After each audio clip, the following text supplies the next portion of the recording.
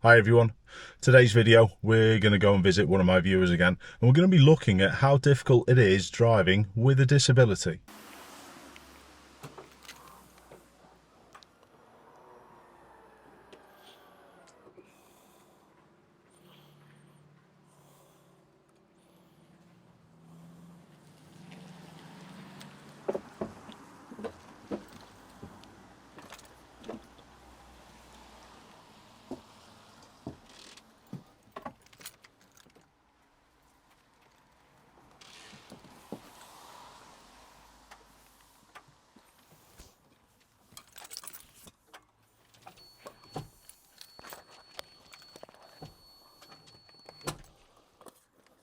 So yeah, can you close that automatically as well? Yeah, from the back. Superb. Right. This is Jack, everyone. Jack, lovely to meet you, mate. Nice to meet you too. Just let everyone know what we're doing today and why. Why did you get in touch with me, do you think? So, if you can see around here, obviously there's not normal driving controls. Usually people drive with a steering wheel and the pedals. Yeah. However, due to I've got a condition called spinal muscular atrophy, which means that I can't actually use the pedals and struggle to use the wheel. So this car's been modified so that I can drive it, and I'd like to show that to you today. Yeah, absolutely. And I was made up when you got in touch, to be honest, mate. I really was. And it's something that most people who drive, me included, have never had experience with. The only experience I've had for people driving with disabilities is the steering ball. That's it. And it's amazing what they can do to vehicles to help people with any disabilities. We've just talked about this, but any disability, most of the time they can make an adaptation and help you drive, can't they? 100%. Okay. What vehicle are we in, mate? What is it? This is a... Go on. No, so this is a Ford Transit Tornado. Yeah. It's a custom by a company. So it's obviously a Ford, but it's been adapted by a company in Devon called GM Coachworks. So they've modified the vehicle so that I can actually drive in. Yeah. I've obviously seen the ramp. They've added the ramp. Yeah.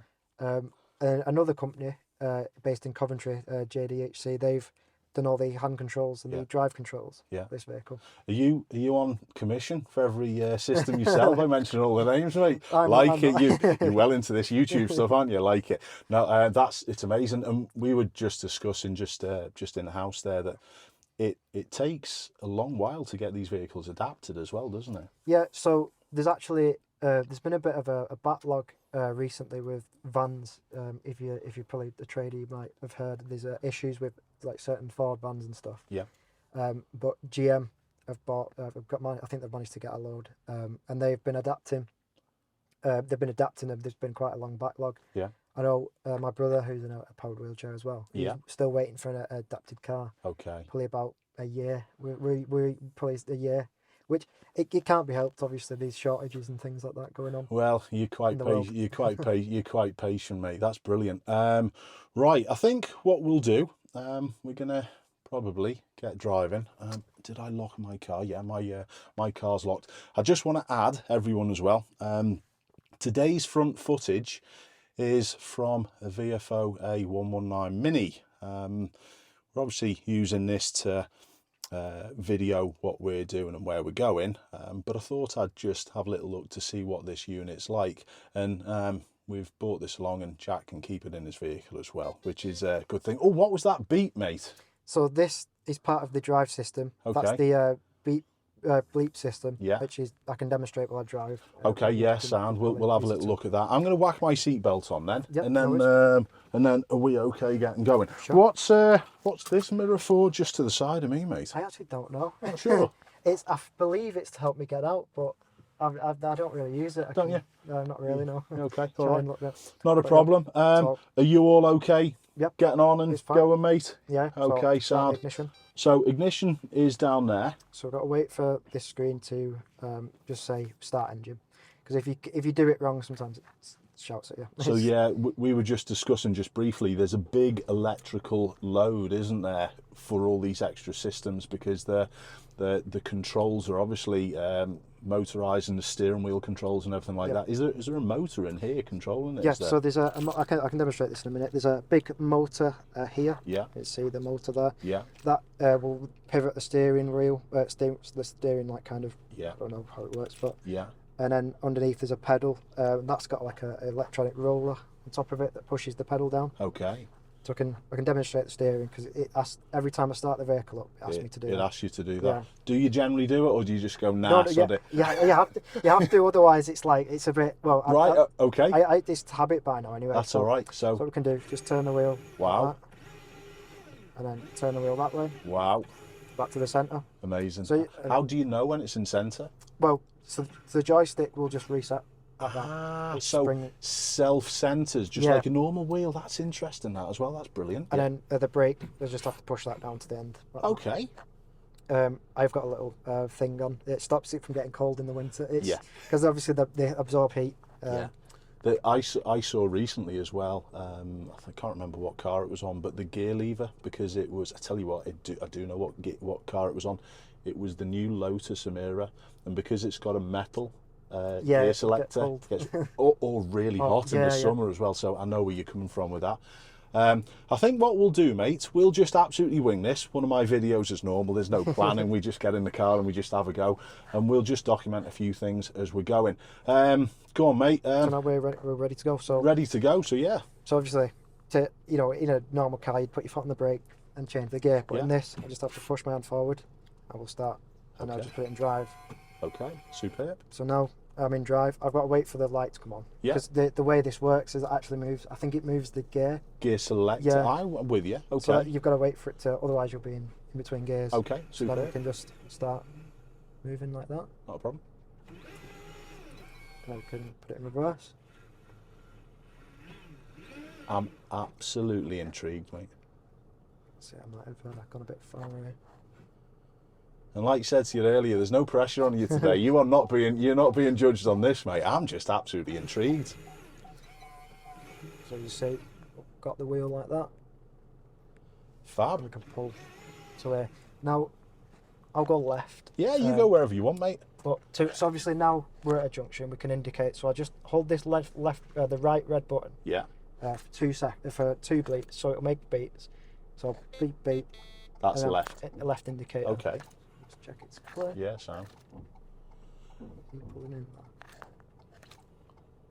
I'm just gonna do this and let him come through because it's a giveaway. Yeah. It's a good shout. And one thing I would like to just stress before you go today as well, mate. If you're not comfortable talking and driving at any point, it doesn't matter. Yeah. You're not on a performance just because we're filming this, mate, I promise you. So if you need to concentrate on something, please just concentrate on something. There's no issues, mate. The bleeper button, there's times I'd be talking, I have to do a bleep or something like that, and I will pause just to count the bleeps. Yeah, that's right. It can be quite interesting. Yeah, that's fine. So like here, we're going to come up to this junction, and then just 1, 2, 3, indicate right. Okay. And I'm just going to creep forward because it's quite tight. You can't really see. Oh, yeah, see. It's quite because these hedges. Yeah. You have to. So the acceleration is pulling back. So it's just modulating the control there on the right hand side, isn't it? I'm just basically with my little pinky like that, just doing. Is it quite sensitive? Because the accelerator pedal on cars is really sensitive as well, mate. It's fairly sensitive. Yeah. It's quite. I mean, I find it. To be honest, it doesn't feel to me as if it's. The curve on it feels a bit strange because I think obviously these. I'm speeding a little bit. I'm going to slow down. That's all right. Don't worry. Don't give yourself a ticket. Yeah. So the kind of the input curves are a little bit different, obviously, to a pedal. Yes. Because I've got a different range of movements. Do they? So yeah, that obviously makes sense now you've said it as well. So they obviously can tailor that to your specific needs as well. Yeah, I know with braking, yeah. The brake curve is kind of essentially the first 75% the way forward. Yes. Is quite gentle, yeah. And you get to a point and it will slam on. So if you do need to do an emergency stop, I'm going to brake here. Yeah, good. I'm going to let them through. I don't want to risk it. But as you see, the brake pedal, I'm just pushing it, well, the brake lever, I'm just pushing it forward slightly, checking that mirror. And the steering's super subtle as well, isn't it? Yeah, it's one of the hardest things to get used to. Yeah. Is especially on 2-lane roads. Yeah. Like a motorway. When you're going around quite curvy bends and things like that. Yeah.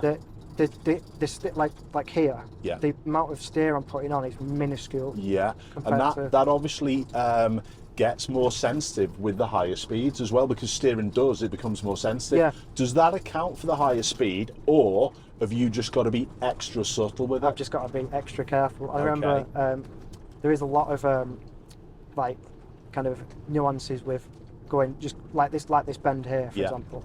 I'm only putting just a tiny little bit. It's a pressure rather than a push. I'm probably 100%, suspecting. 100%, yeah, it's superb. So how long did it take you to learn to drive, and what was that process like, Jack?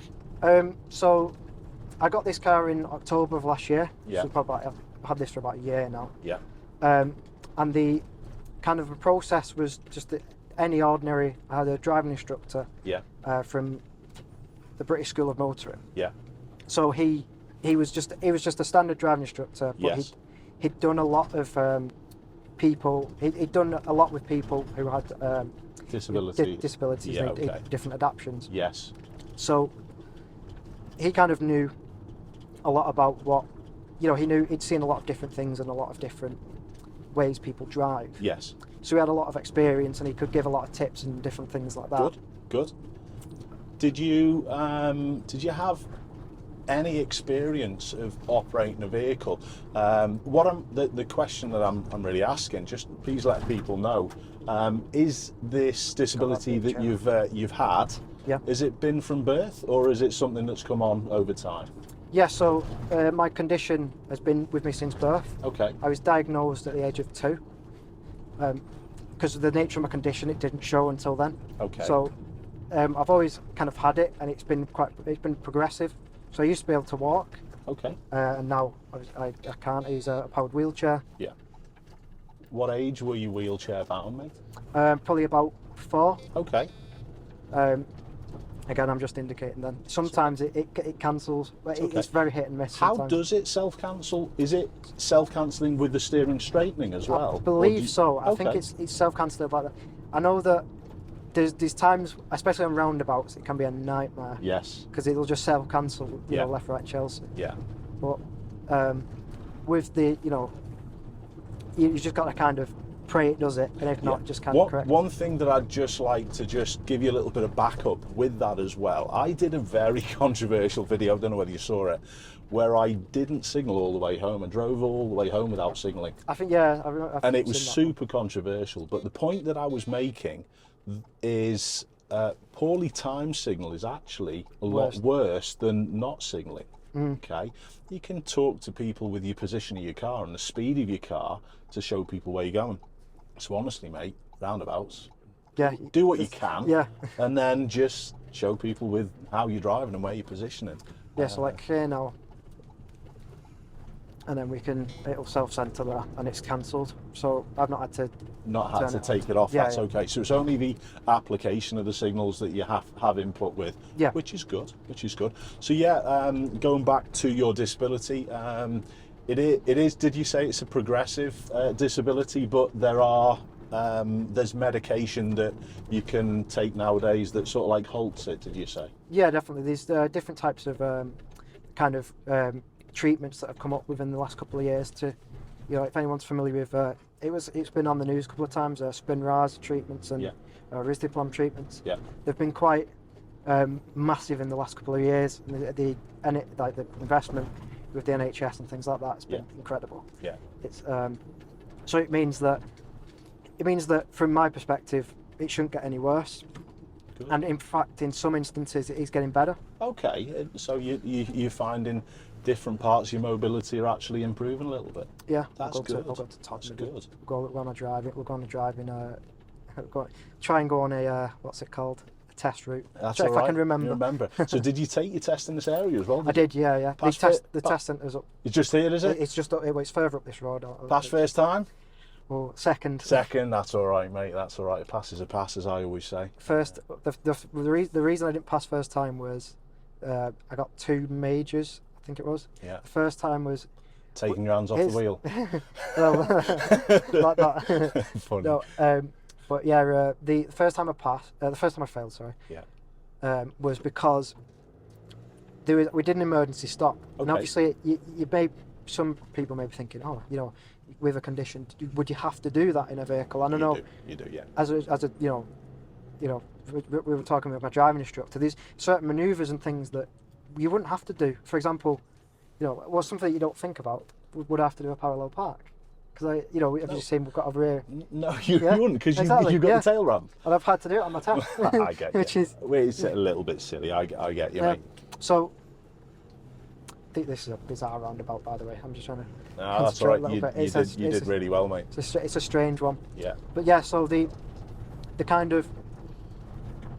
I forgot, lost my thought process. That's okay. I was asking about the test and passing first. So time. yeah, the first time we did emergency stop, and I didn't look after the emergency stop. Okay. I'll be honest, I was a bit startled by it. Yeah. Because obviously I just went like that, and it just went. Yeah, ABS kicked in and everything like that. Exactly, yeah. There's a big heavy vehicle that you drive as well. Yeah, definitely. It is. I suppose the extra adaptations do add to the weight as well. I was saying to Jack just before we came out and started driving that there's a lady who lives near me, good friend of ours, who's got a couple of disabled kids, and it's interesting that she's got the same vehicle, and I think it's honestly the same tail lift and stuff. So these adaptations, how long did they take to actually put into this vehicle? So it could take. I think the driving kind of took about the driving system took about 6 months. Yeah. But I know I'll be honest, I can't remember because a lot of it was through COVID, and there was a lot of the delays and things like that. Yeah, there was. Yeah, so it's taken about 3 years to get to driving. To this stage. Yeah. How long do you keep the car? Because it is a mobility car. How long do they let you keep it? Because it seems, for me, this is just me thinking out loud, it seems pointless doing all these adaptations and then you changing your car every 2 years. It's every 7, I think. Right, so they keep it for a while. It's 7, or I'm not sure how many miles. I think it's 70,000 miles. Or up to a set amount. That's good. The test centre's just left, by the way. Is it? Yeah, it's just down there. Yeah. Good effort. So we're in Oldham. Oldham, Rochdale. Oldham, Rochdale. Yeah, in between. Yeah. It's an area sort of like I used to drive through when I played football. I told Jack I used to take the route from Liverpool to Huddersfield, so I was quite familiar with my little drive across this morning. Would like to make a little observation about your driving. You drive lovely and smoothly and calmly. You really do. It's lovely to see. I'm suspecting the controls with how you've described their sensitivity, it doesn't really let you do much else, does it? It does. I mean, obviously you can boot it. You can be. You can be a bit more. Go on, we'll let him go. Yeah, very nice. Give him a flash. Is he going? Are you giving him a flash there? Yeah. So right, we're going to talk about the flash in a minute. Yeah, don't worry, no problem. Go on, mate. So you can, I suppose, with the sensitivity, it's easy to go a little bit quick. Well, yeah.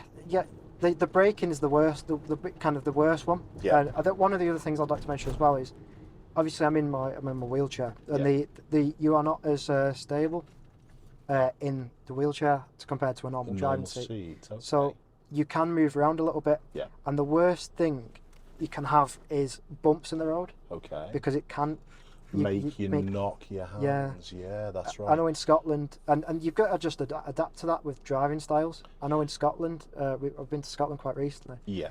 On the A roads, it's been lovely and smooth, and you can do 60 miles an hour, that's your speed limit. Yes. But I remember there was a B road we'd been on, and the B road was, it was a little bit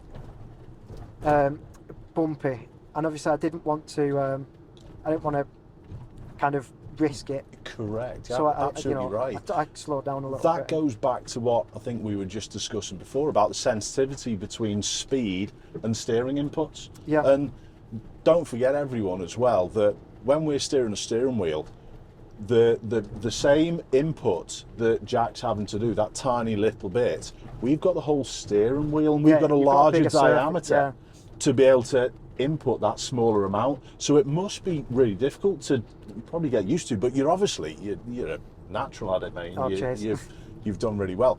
Going back to the flash, sorry, the teacher in me won't let me not go on about that. I'm a big advocate of talking to people with, mentioned it even before, with your speeding position when we said about signalling.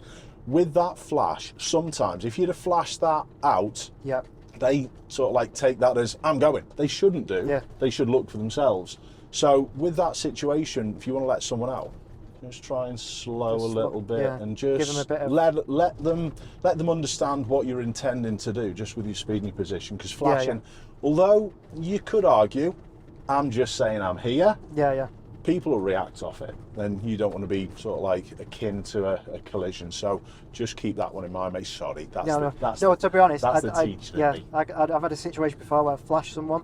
They've not gone. So then I've gone kind of, I'll go for it, and then that confusion happens. Yeah, exactly. So I can understand. You can understand that. Excellent. So the adaptations, it's absolutely everything. Didn't you say that the car can still be driven, the steering wheel can be clipped back on, and certain things can be removed? I bet that process would take a little while to do, though, wouldn't it? 100%. Well, it does take about 10 minutes to just transfer everything back over. That's actually quicker than I thought. To be honest, it is quicker than I thought. It's pretty kind of, when you know how to do it, it's pretty simple and pretty kind of straightforward. Cool. It's just kind of you just have to. And again, I'm going a little bit slower over that. No, you're right, mate. Okay. Again, just pointing out the sensitivity. A little bumps in the road can cause you to, brake a little bit harder. That's right, because everything's linked, isn't it? It's linked. But going back to the the adaptations. It's everything's controlled by my hands here. There's this button on top which does the indicators in the wipers. If I wanted to do a screen wash, for example, I hold down for 5, 1, 2, 3, 4, 5, and then do that. Comes on. We've got like fabulous. That. So how many options are there with that red button on top that you can play with and use at times? So there's 10. Okay. There's 10 options. They all do different things. You obviously know them inside out, upside down as well, mate. It wasn't always the case, and I was trying to put my slow wipers on, and it was doing fast or something like that. Excellent. Could you just quickly go through them? So we know what's one press. So one press is a flash. A flash. So it's unusual because when the headlights are on, the one flash is is essentially when the headlights are on, and the headlights are on auto, because obviously I can't lean over. I can't lean over and adjust things. The first one here is a flash on with no headlights on. With headlights on, it turns the high beams on. Full beams on. That makes sense. Makes sense. And that's basically, it's a bit. The problem with that is that, again, flashing people when it's dark, you can end up nearly blinding people because it's. Which again, I suppose you can tweak what you do to the situation. Exactly. Yeah, absolutely. So we know 2 clicks is the left signal, the left which signal. is obviously where we're going now. This is a one-way street. That's okay. Do you press and hold it for 2 to cancel as well? So do you? Press and hold 2 cancels. The cancel. So you can cancel as well as the steering cancelling itself, which is important. You do need to do that on occasions. So I'm suspecting logic would say to me 3 clicks is a right signal. Right indicator, Okay, what's 4? 4's the horn. 4's the horn. Which, it's quite wide. Quite wide, this vehicle. It's a bit. Your judgment's really nice as well, mate. It's really good. That wasn't 20 mile an hour, I don't think. That's all right. That's fine. You're aware of them, mate. So is this a test route as well? This is a test route. I think a lot of people come down here. Doesn't surprise me. One-way street turning right. That's good. So 4's the horn. What's 5? So 5 is, obviously we've just seen wash and wipe. Wash and wipe. 6. Slow wipe. Slow wipe. 7. Testing you now, mate, as well, aren't Here we go. 7 is auto wipers. So it says auto, as you can see on the, if you've got the other camera angle, it says there's a little piece of paper there, I don't know if you can see. That's got them all on it. Yeah. And he's turning right. Yeah. So 7 is intermittent / auto. Okay, yeah. Does it cycle between the two? I don't know, because it feels like it's intermittent. Yeah. But it's very, it feels very intermittent to me. Yeah.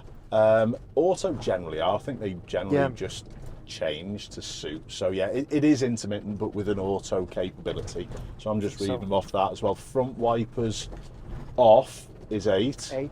And then number front 9 wipers is fast, which is a bit counterintuitive, because you'd think if you're driving in the rain, if you need them on pretty quickly, you're gonna have to wait for 9 beeps before you stick them on. Definitely. Okay. Could you suggest, if the car went in for service or anything, could you change the bleeper list or the beeper list? I've heard that 1 and 4 can be switched. Okay. But from my experience, I would never ever do that. Okay. And the reason being is that, as you can see, accidentally bleeping if you do it wrong, yes, or you bleep the wrong thing, you yes, can end up flashing people. That's right. And I know on the motorway, a lot of times, because the way this self-cancel system works, yes, is that it doesn't actually cancel on lanes. Yeah, and yes, I get you. So the way it cancels, yeah, it won't cancel at all. Yeah. So you've got to do it twice. And I know sometimes I've been concentrating on the road. Yes. And I've done one by accident. Yes, that's right. Potentially even I've pressed the button wrong. That's right. Yeah. And it can, And again, uneven road surface is affecting your thumb. 100%. Going over a manhole cover like these two here on the left-hand side. Sometimes they're not very well maintained and they're a little bit collapsed, and it can cause that jump and that bump as well. So it makes perfect sense. Yeah, 100%. Makes perfect sense. So I'll go left down here, because this is another test route. Is it? I think so. Yeah. Excellent. Yeah. So yeah. Excellent. That's doing its thing then. Yeah. So it can be sometimes you can get the wrong button, or you're not, because obviously you're having to concentrate on that. I remember when I first started driving, having to concentrate. You concentrate on what you're doing with that. Sometimes can take your attention away from what's out there. I can imagine that being the case. Now, the big question is, sorry, the red button in front of that, is that my ejector seat? Are you just going to mount me and launch me out the window? So that's hill hold. Because in an automatic, you would let go, and that would be the case. Yeah. I used to make the joke when this was installed. They were going, "Do you want hill hold?" And I was like, "What's that?" And they were saying, "Well, it'll just hold the brake on." Yeah. So it will hold the brake. Yes. Essentially, by the computer system. Yes. For this, does the hill hold, so it will hold the brake. And then disconnects when you apply a little bit of gas disconnects when I repress the button. Yes. Okay. So sound. I'll probably go right here. Do you use that much at all, hill hold? I use it at lights if I need to adjust, like for example then. Yes. I'm getting a phone call from a brother. Good. Do you want me to reject that? Yes, please. Yeah. Sound. That's okay. This is exactly where I had that problem with the steering. The auto stop start. Yeah. Having its moment. Yeah.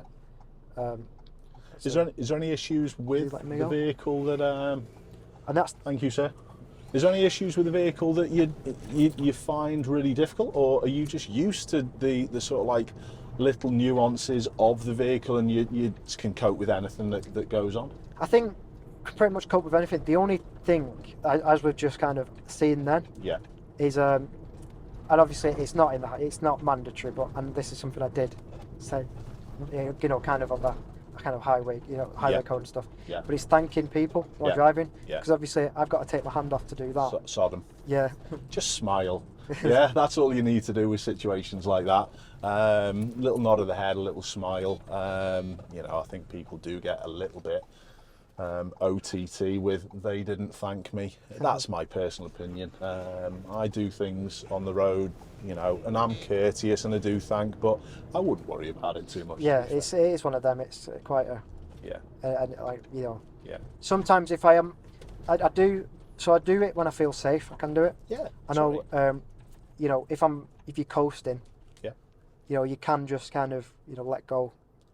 and do just that. do that. Yeah, okay, super. How do you find infrastructure is for you to use your car in public spaces? I know we're going slightly off track, but not really. Yeah. I think it's an important discussion that I'd like to ask you. Definitely. If that's okay. How do you find the infrastructure is for people with disability to operate a car and have enough space to, operate your tail lift? I think one of the things you popped into my mind then, and I tried this last week. The first time I've ever tried this, and it works brilliantly. Yeah. Obviously, filling a car up is, it's one of the things you can't do. So, as a person in a wheelchair, it's quite difficult to fill a car up. Yeah. So, I need to remember which lane this is now, because this is such a weird roundabout in That's Rochdale. all right, don't worry, mate. I think it's this one. We can go straight on. Yeah, it's this one. So the kind of, filling a car up, trivial for anyone who owns a vehicle. But not for For someone me, with disability. Yeah, previously, without knowing this kind of feature, Yeah.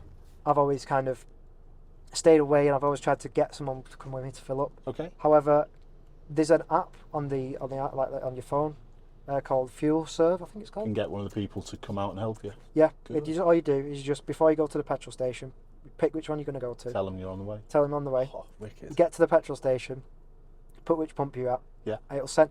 I don't know how it works. They must phone. Yeah. Something like that. Yeah. The person comes out and fills your car up, and That's all right, that as well, and isn't it? it's absolutely perfect, because it was. I was going to uni. I didn't really have much fuel, and I just thought, I heard about this system. Yeah. Let's give it a go.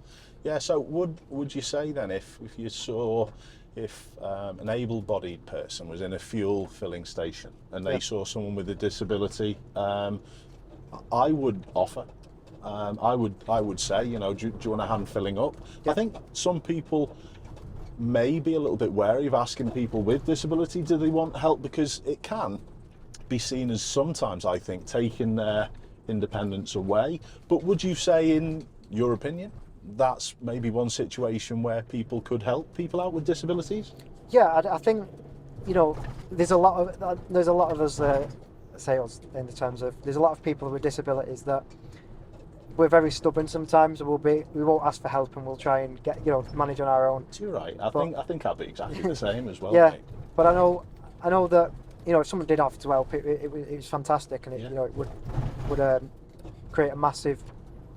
Yeah, it's Big just, difference. Yeah, Big it's really, really good. And it's interesting for me. I was going to say it wouldn't have crossed my. I don't know. It wouldn't have crossed my mind just to think something as simple as filling up with fuel is such a problem. But it makes total sense. Absolutely.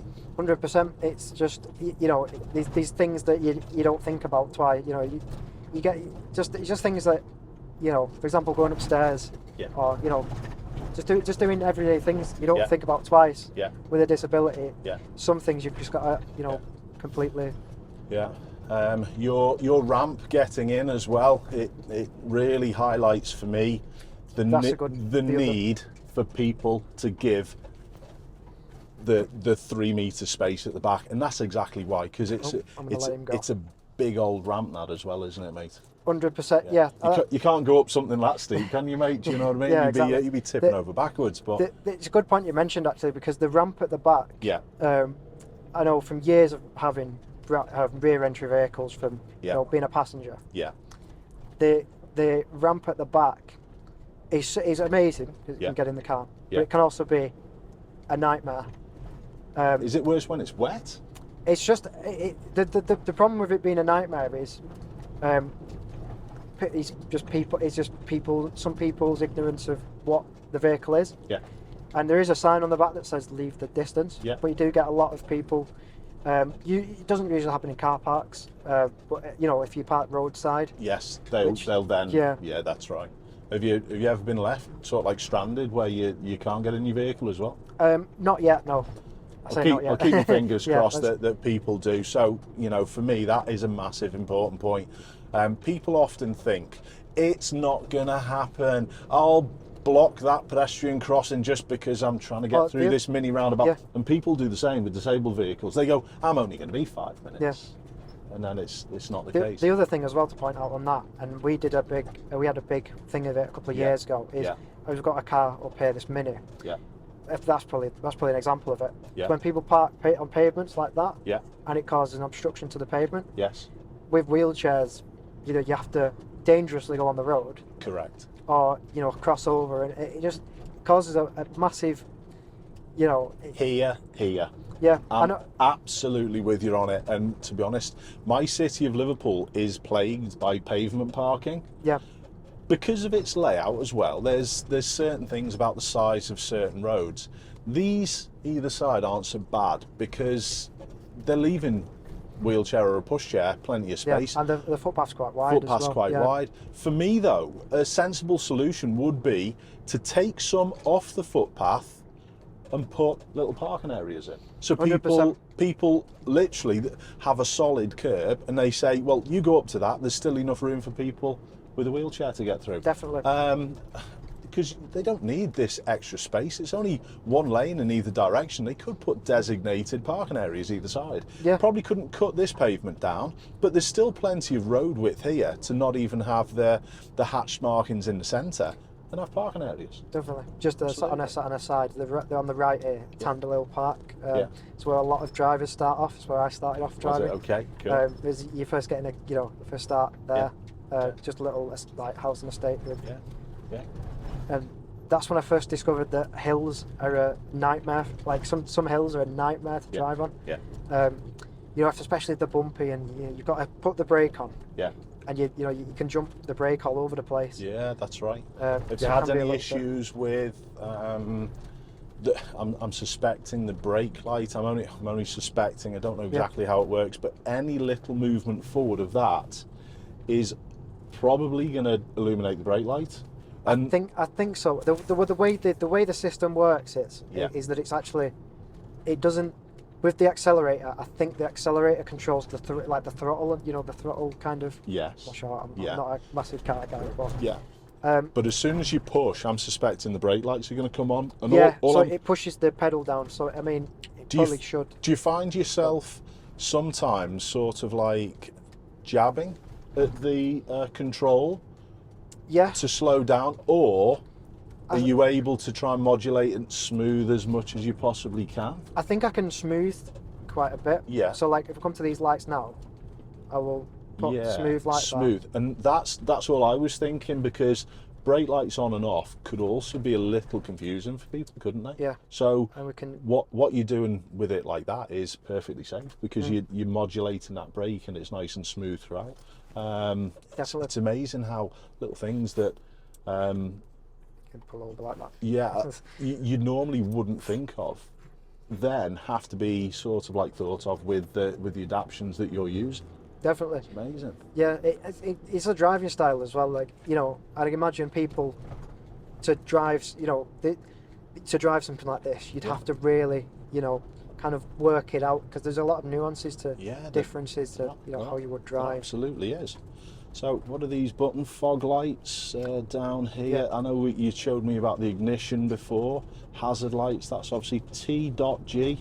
So T.G is an interesting motability feature. So if coming back to that situation of potentially if I get stuck. Yes. Okay, the worst case scenario, the ramp won't open with the car I'm stuck in. Yes. I can press and hold that button. Yeah. And what that means is that will go straight through to the RAC. They'll come and help you. And they'll come out good. and get you out of the vehicle, or good. sort of resolve any issue. Kind of, the floor lock might have disengaged or something. I see. Excellent. Superb. But yeah, it's brilliant. It's basically got everything for me to be as independent as I can. Superb. Now, one of the final things I just want to have a little talk about is what we gabbed about in yours as well. You drive all over the country. Let people know what you do with the. You're a football fan as well, mate, aren't you? Yeah. So we have obviously the power wheelchair doesn't stop me from playing football. We've got these custom built powered wheelchairs that play football. Yeah. It's called Powerchair football. It's been a massive sport going in the past couple of years. Yeah. And it's the World Cup's actually ongoing today in America. Well, it was in the morning. Yeah. So you've got to stay up quite late to watch the games. Yeah. So they kind of you know, they play football in the powered wheelchairs. They've got kind of metal kind of like almost cages. They look around like them. Yeah, you showed me before. Yeah. I'll get a little bit of footage before we go and show all the viewers of what it's like. But you've been playing. How long you've been playing this this football, mate? Probably since. So I've known kind of roughly about it since 2009. Yes. So the sport originated in France. Yeah. And I think the 1990s and 1980s. Yeah. I'm not too sure on that. Yeah. But the kind of the sport. Oh, stop there. Good. Well done, mate. There we go. I always used to hate that. When you come to set like that's how I failed my test the first time. Was it? Side, yeah. I went for a red. Well, it was on the one of them where it's like 50-50. Yeah, that's right. Yeah. People think amber means if we can get through, and it's not.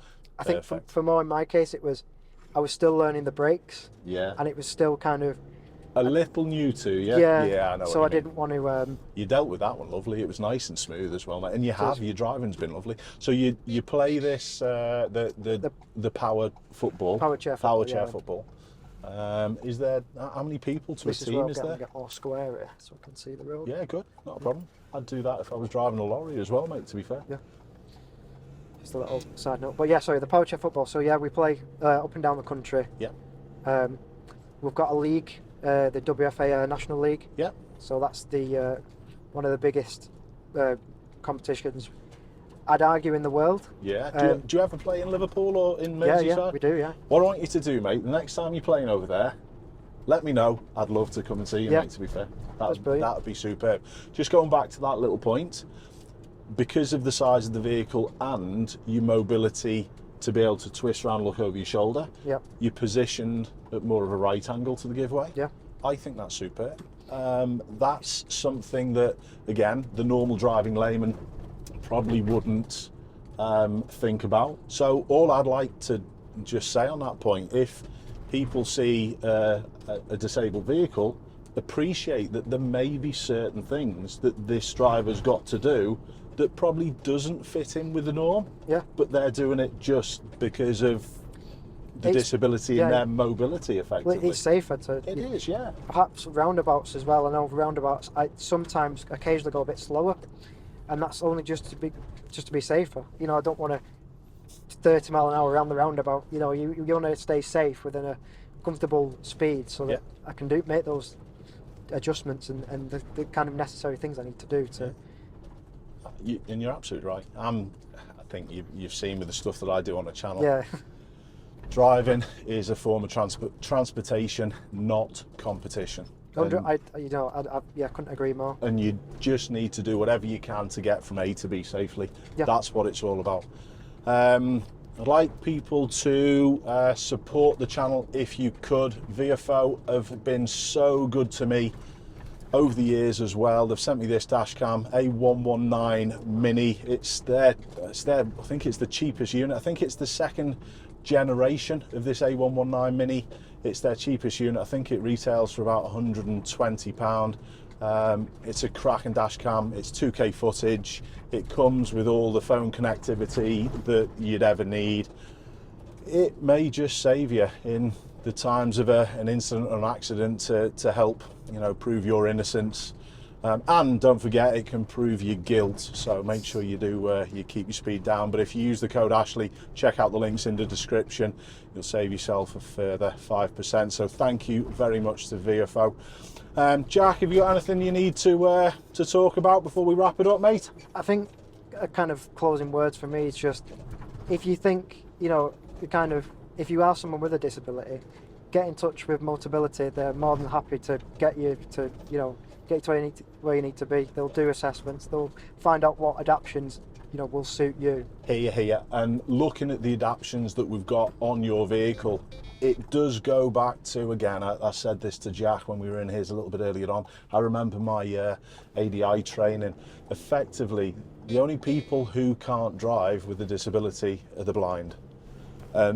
Any other disability that you've got, check Motability out, because Jack's absolutely right. They can do so much to help and keep you out there and keep you on the road and keep you safe. Yeah, and even if you don't fancy driving, you know, they'll offer passenger vehicles for wheelchairs and things like that. Yeah. Because I know being a wheelchair user in this country and trying to use, get from A to B on the roads, taxis might not have the right strap downs and things like that. I know we've had over the years many kind of altercations.